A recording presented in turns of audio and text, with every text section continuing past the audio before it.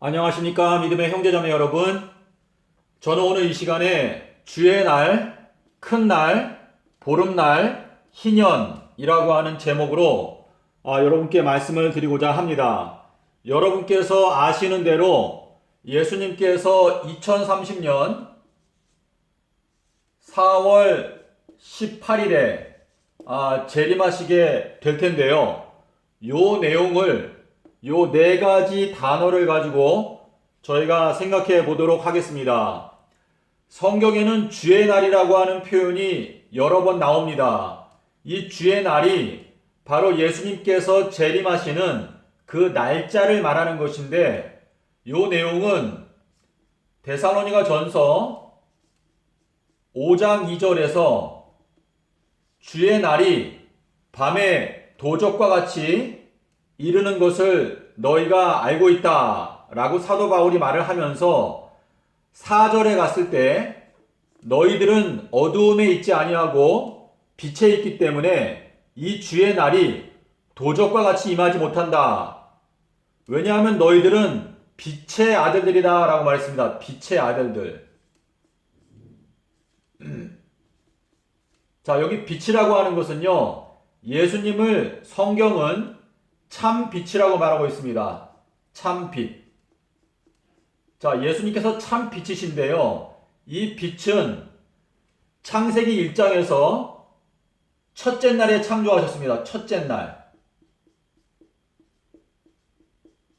우리 오늘날 일주일로 말하면 일요일에 하나님께서 빛을 창조하셨는데요. 예수님께서 참 빛이시기 때문에 예수님께서 마리아에게 임신되신 날이 바로 오순절입니다. 이 오순절날 예수님께서 마리아에게 임신이 되셨습니다. 이 내용은 누가복음 1장 35절에 가브리엘이 와서 사도행전 1장 8절의 말씀과 똑같은 말을 합니다. 성령이 너에게 임하시면 너가 성령으로 말미암아 잉태가 될 것이다 라고 말씀하셨는데, 예수님께서 오순절 일요일에 임신되셨고 35년 동안의 성육신 상태로 계시다가 35년이 끝나면서 오순절 때 다시 하나님의 보좌 우편에 앉으셨습니다. 자, 그래서 우리는 빛의 아들이다 라고 하는 요 표현은 우리들은 바로 예수님의 아들들이다 라고 하는 뜻입니다. 예수님.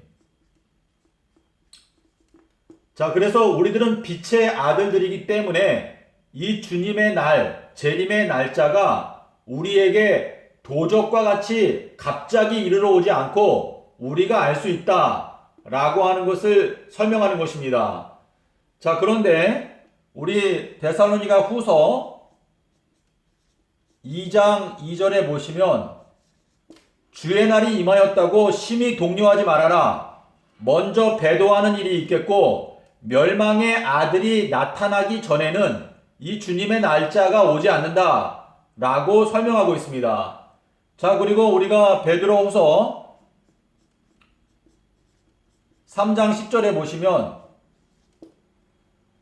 주의 날이 임하기를 바라보고 간절히 사모하라.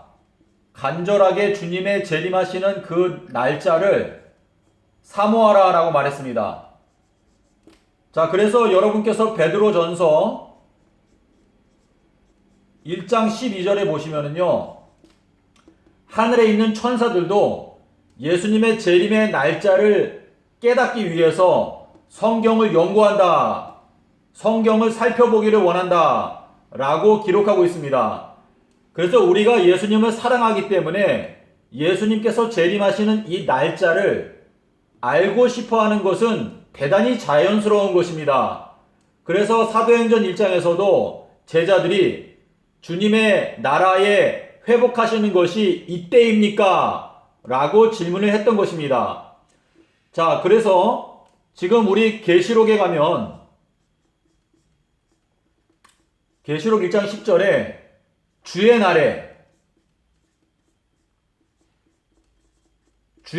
요한이 계시를 받았다 라고 말하고 있는데요. 이 주의 날은 바로 예수님의 재림하시는 그 날짜와 연도는 다르지만 이때가 서기 96년도 정도 되는 걸로 저희가 예상을 하죠. 그래서 이 서기 96년도에 주의 날에 그때 요한이 계시를 받았다라고 기록하고 있는데요. 이 말씀 자체는 무엇인가? 우리가 주의 날을 깨닫게 될 때 결국은 요한 계시록의 비밀을 깨닫게 되는 것입니다. 하나님께서 요한에게 이 계시의 말씀을 주신 그 날이 주의 날인데 우리가 이 주의 날에 대해서 우리가 깊이 깨닫게 될 때 결국은 계시록의 비밀을 깨닫게 되는 것입니다. 자, 그런데 우리가 성경을 보면 이 주님의 재림하시는 날짜를 큰 날이다 라고 표현하고 있습니다. 이 큰 날이다 라고 하는 표현은 굉장히 많이 나옵니다. 자, 먼저 요한복음 19장 31절에 보시면 여기 큰 날이 나오는데요. 이것이 바로 니산월 15일입니다. 니산과 아비브는 같죠? 니산월과 아비벌은 같습니다. 자, 그래서 아비벌 15일에 이 날짜를 큰 날이라고 설명하고 있습니다. 자, 그런데 이 큰 날이라고 하는 표현은 우리가 계시록 6장 17절 그리고 16장 14절 그리고 말라기서 4장 5절 그리고 스바냐서 1장 14절 그리고 요엘서 2장 제 기억으로 23절인데요. 여기에 보시면은 큰 날이라고 나옵니다. 그래서 예수님께서 재림하시는 날짜는 바로 큰 날인데 이 큰 날이 주의 날이고 이 주의 날이 요한이 계시를 받았던 날짜입니다. 자, 그런데 이 예수님께서 재림하시는 날짜에 대해서 예수님 다음으로 지혜로웠던 솔로몬 왕이 있습니다. 자, 예수님께서 솔로몬에 대해서 말씀하실 때 솔로몬보다 더 큰 이가 여기에 있느니라 라고 말씀하셨기 때문에 예수님은 솔로몬보다 더 지혜로운 왕이신데 솔로몬은 열왕기상 3장 12절에 보시면 이 지구의 역사 속에서 살았던 모든 사람들보다 가장 지혜로웠던 사람이 바로 솔로몬입니다. 그런데 이 솔로몬이 잠언 7장 20절에서 남편께서는 보름달이 뜰 때 오신다 라고 말했습니다. 자, 우리가 여기 보면 아비벌 15일 보름달 뜨는 날이 있죠. 그래서 예수님께서 바로 이 보름달이 뜨는 아비벌 15일에 재림하신다는 것을 저희가 알게 되는데 이 아비벌 15일이 바로 주의 날이라는 것을 저희가 알게 되는 것입니다. 자, 그런데 이 주의 날은 성경이 말하기를 희년이라고 말합니다. 희년. 자, 이 희년이라고 하는 것은 레위기 25장 10절에 보시면 이 희년을 자유의 해라고 말하고 있습니다. 자유의 해. 이 자유라고 하는 것은 다른 말로 하면 안식인데요. 안식. 이 자유라고 하는 것은 하나님께서 우리에게 에덴 동산에서 우리가 빼앗겼던 생명나무, 자, 생명나무를 우리가 다시 얻게 되는 그 해가 바로 자유의 해가 되는 것입니다. 우리 인간의 마음 가운데 안식을 얻기 위해서는 옆에 생명나무가 있어야 합니다. 생명나무.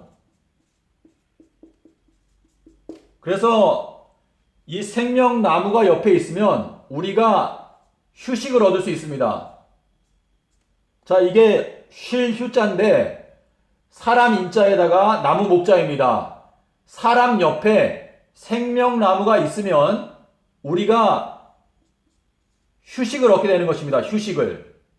그래서 이 자유의 해라는 것은 예수님의 재림의 때를 나타내고 있는데 이 희년이 바로 이제 2030년이 희년입니다. 자, 여러분 저희가 아시는 대로 이 희년이라고 하는 것은 50년마다 돌아옵니다. 50년. 자, 그런데 저희가 사도행전 1장 3절에 보시면 예수님께서 부활하셔가지고 40일 동안에 이 땅에 계셨습니다. 자, 요 내용은요, 사실상 40번의 희년이 지나갈 때, 자, 40일째에 예수님께서 승천하셨거든요. 그래서 요 내용은 40번의 희년이 지나간 후에 우리들도 역시 승천하게 된다. 그래서 요 40일이라고 하는 것은 40번의 희년, 그래서 2000년을 말하는 것입니다. 여러분께서 여호수아 3장 4절을 보시면은요, 요단강을 건널 때 법궤가 먼저 요단강을 건너고 법궤와 이 하나님의 백성들 사이에 거리가 2000규빗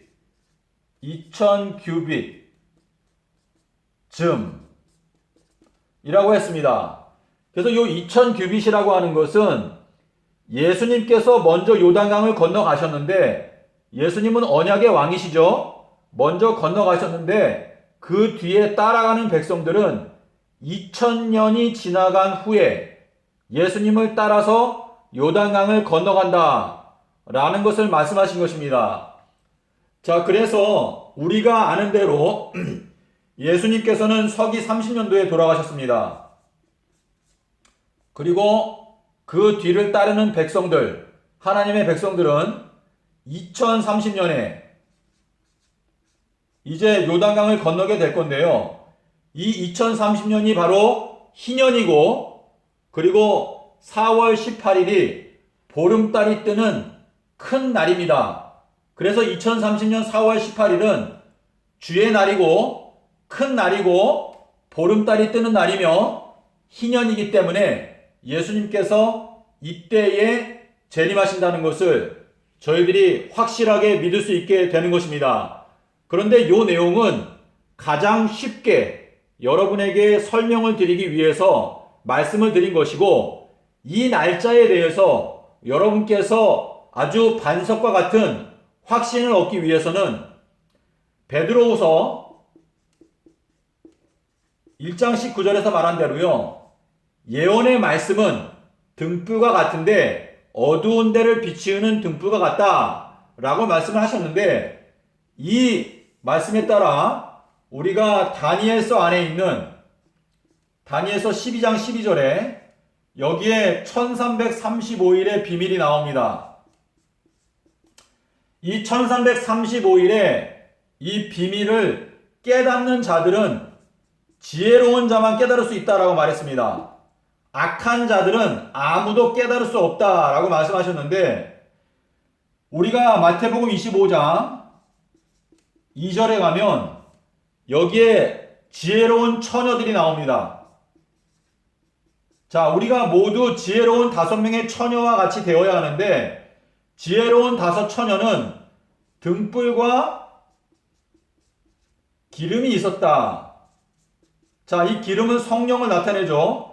여호와께서 성령을 나에게 기름 붓듯 하셨음에 라고 말하고 있는데, 등불이라고 하는 것은 여기에서 말하는 대로 예언의 말씀입니다.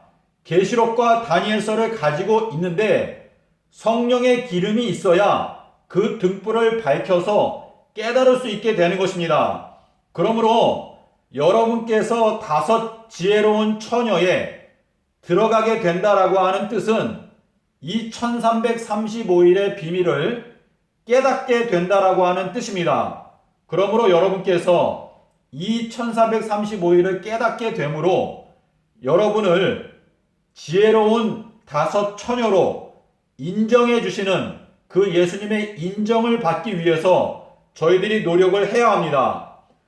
자, 제가 어느 정도 다 말씀을 드렸는데요. 여러분께서 이 영상의 내용에 이 성경 구절들을 찾아보시면서 곰곰이 생각을 해 보십시오. 자, 우리 이사야서 40장 3절에 가면 여기에 큰 길이 나옵니다. 큰 길. 하나님을 위하여 큰 길을 평탄하게 하라 라는 말씀이 나오는데, 이 말씀은 결국은 이 큰 날을 말하는 것입니다. 자, 예수님께서 이제 재림하시는데 이 큰 길, 예수님께서 명확하게 2030년 4월 18일에 재림하신다고 하는 이 진리의 말씀을 온 세상 사람들이 확고하게 깨달아서 모든 사람들이 예수님께서 오시는 그 길을 위해서, 아주 예수님께서 오실 때 편하게 오실 수 있도록 하기 위해서 큰 대로를 만들어야 한다라고 하는 의미가 되겠습니다. 자, 우리 기독교가 이 큰 날을 지금 지난 2000년 동안에 폐지시켜 놓았습니다. 이것이 기독교의 가증한 죄악인데, 이 큰 날은 예수님의 십자가의 사랑을 기념하기 위해서 제정하신 날입니다. 자, 우리 계시록 7장 3절에 가면 이마의 표가 나옵니다. 이마. 자, 그런데 이 큰 날을 하나님께서 출애굽기 13장 9절에서 바로 이 큰 날, 십자가의 기념일이 바로 이마의 표가 되게 하라 라고 말씀을 하셨습니다. 그래서 이 말세에 하나님의 참된 남은 백성들 가운데서는 예수님의 십자가의 기념일인 이 큰 날을 높이고 회복하게 되는 운동이 일어나게 될 것입니다. 그리하여 저희가 이 큰 날을, 저희가 주님의 십자가를 찬송하는 온 우주의 광복절로 저희가 지키게 될 때에 저희들이 자연스럽게 예수님께서 재림하시는 이 큰 날을 깨닫게 되는 것입니다. 자, 좀 더 자세한 내용을 알기 위해서는 여러분께서 반드시 다니엘서 안에 있는 일곱 인봉, 이 일곱 인봉을 연구하고 깨달아 아셔야 합니다. 자, 여러분께서 뭐 질문이 있으시거나 또 반론이 있으시면 댓글을 남겨주시면 되겠습니다. 주님 진실로 속해 오십니다. 감사합니다.